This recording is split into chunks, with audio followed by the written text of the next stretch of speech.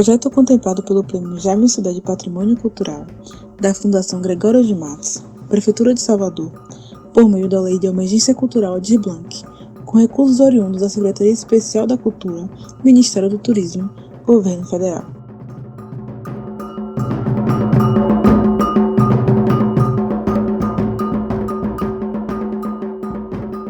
Bem-vinda! Bem-vindo!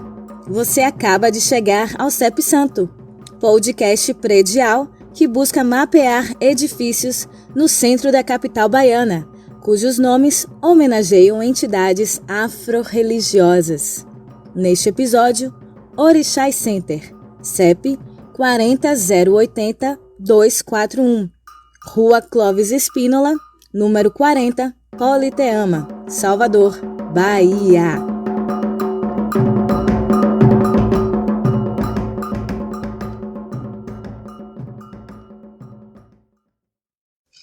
Aqui, nessa cidade da Bahia, nessa terra de todos os orixás, todos os santos e de todas as gentes, porque ser baiano, ser soteropolitano é um estado de espírito.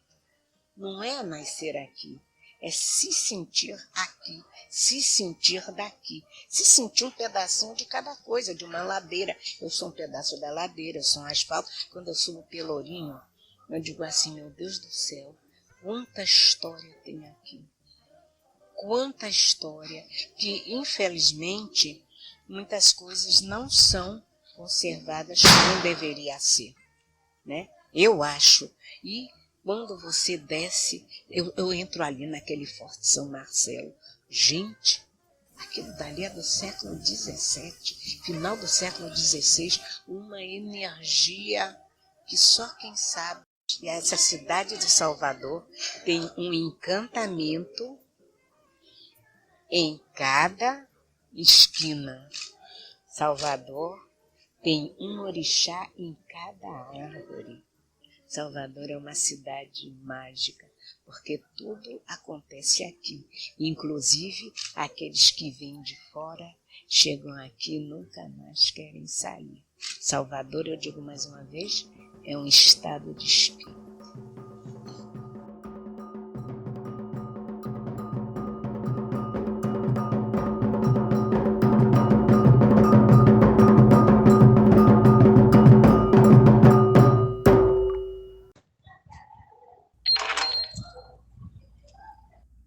Nem Tower, nem Business, nem Prime, nem Palace, tampouco Residence, Street ou Manhattan.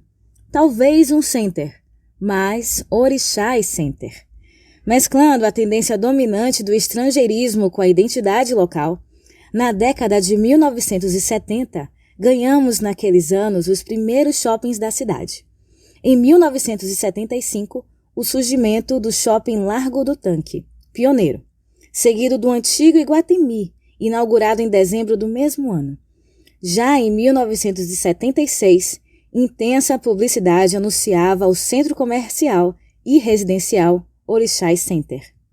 Bem verdade que hoje na fachada restam apenas parte das letras que compõem o termo em inglês, que significa como substantivo o centro, o núcleo, o meio, já como verbo concentrar, pôr no centro, reunir.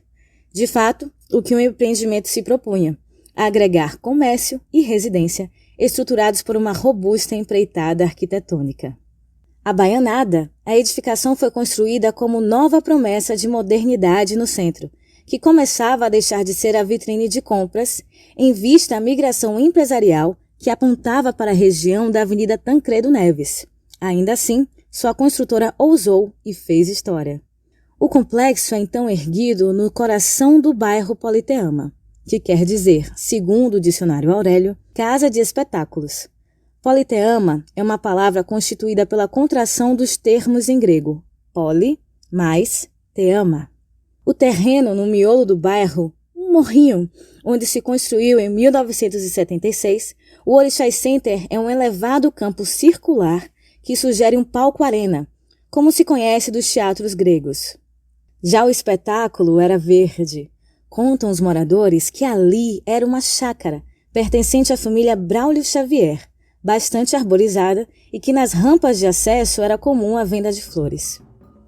Mas não muito distante, no tempo e no espaço, logo ali, ainda contido nesse topo geográfico que chamamos de Politeama de cima, existia o Teatro Politeama, atual Instituto Feminino da Bahia, na verdade um cine-teatro, onde no final do século XIX ocorreu a primeira exibição de cinematógrafo da cidade.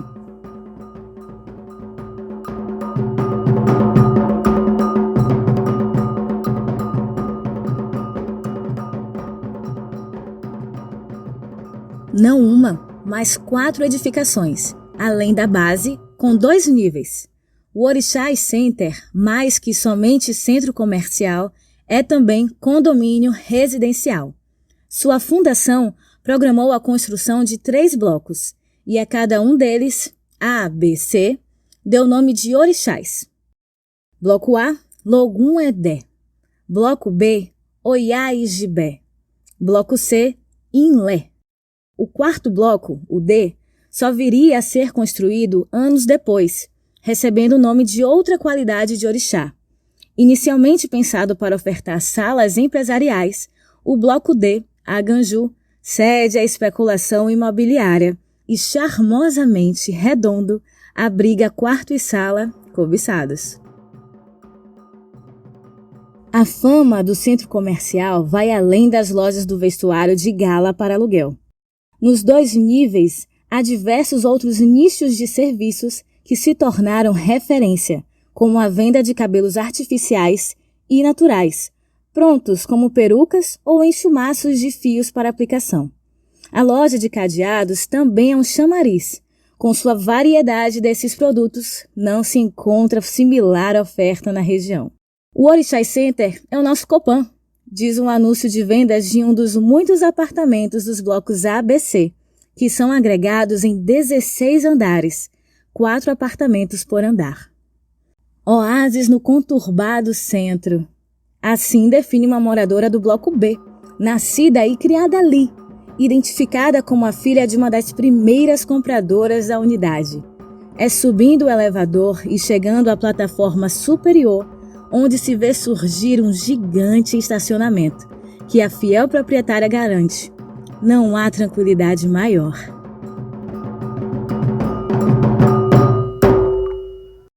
Abrimos aqui um capítulo sui generis do mercado imobiliário soteropolitano. A constatação de que parte significativa dos prédios mapeados foram projetos idealizados pela construtora Luiz Pereira de Araújo Limitada, que ficou conhecida como a construtora dos orixás. Seu presidente, Luiz Pereira de Araújo, deu largada aos trabalhos na construtora em 1969. Hoje desativada, construiu prédios espalhados entre o centro e os bairros da Graça e da Barra. Sem um levantamento exato, o próprio Luiz Pereira, por telefone, nos disse que acredita ter erguido ao menos 8 com nomes de orixás. Nós identificamos 4 no total. Além do Orixás Center, são também da Pereira de Araújo, o Oxóssi, o Oxã e o Ogum Onirê, todos em Nazaré, e que trataremos nos próximos episódios. 2 outros personagens surgem associados à Pereira de Araújo. Nome forte da arquitetura local, com arranha-céus geometricamente inovadores nos anos de 1980, Fernando Peixoto integrou a equipe da construtora e foi o responsável pelo convite ao artista JC para que ornamentasse os halls de entrada do Orixás Center e do Ogum Onirê, com painéis entalhados em madeira, com aplicações de metais, que reproduziam em tamanho próximo ao real a figura das entidades religiosas titulares de cada um desses prédios. Como no Orixás Center são 4 foram os orixás retratados.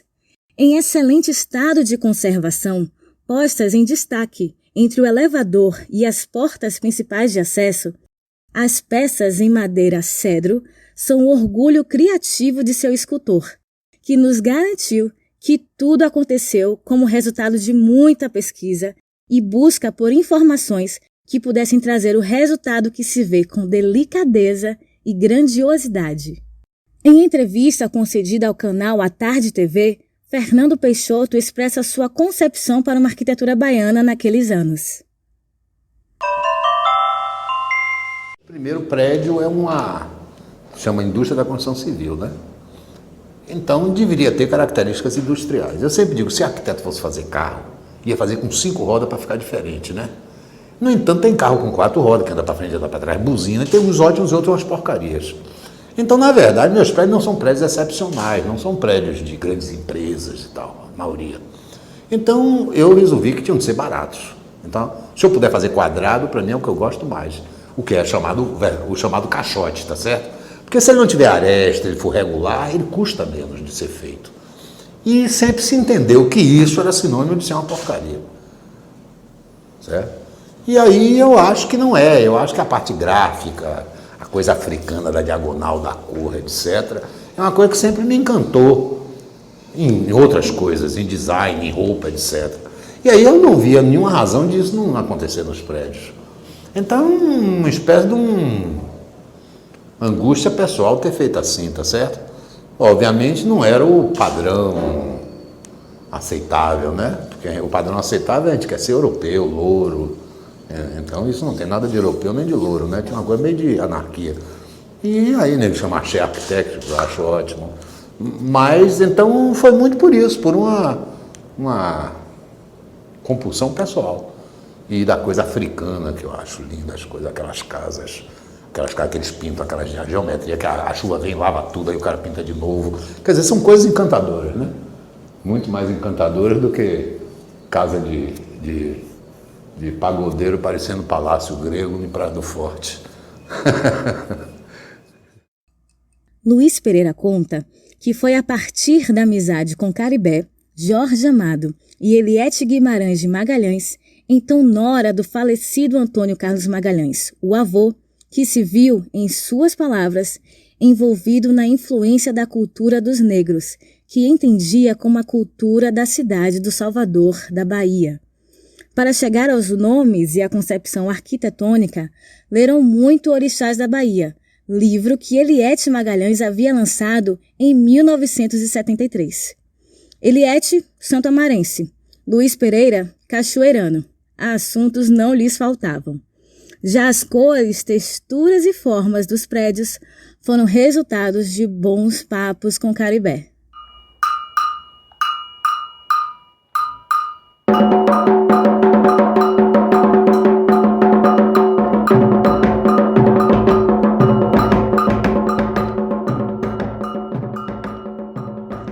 Integram CEP Santo. Cristiane Crino, Diego Vale, Hugo Mansur, na pesquisa de conteúdo.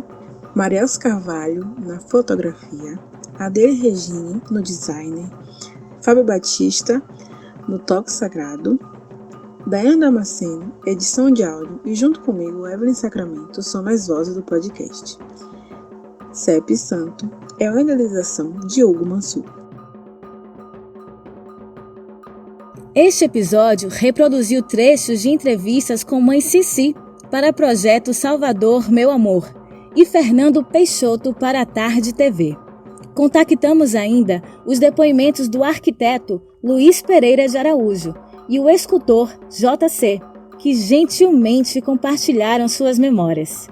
Ouviu o ex-síndico do Bloco A e morador Zé Mário, além do receptivo porteiro do Bloco B, seu Mauro, com 21 anos de casa. Consultou ainda o dicionário Aurélio Digital e Luxo, Luxúria e Lixo, a presença e o esquecimento dos cinemas de Salvador, artigo de Ana Carolina Bierrenbach. Agradecemos ao historiador Murilo Jorge. Não perca nos próximos episódios mais Memória Predial. Siga a CEP Santo em seus perfis no Spotify, Instagram e YouTube. Axé!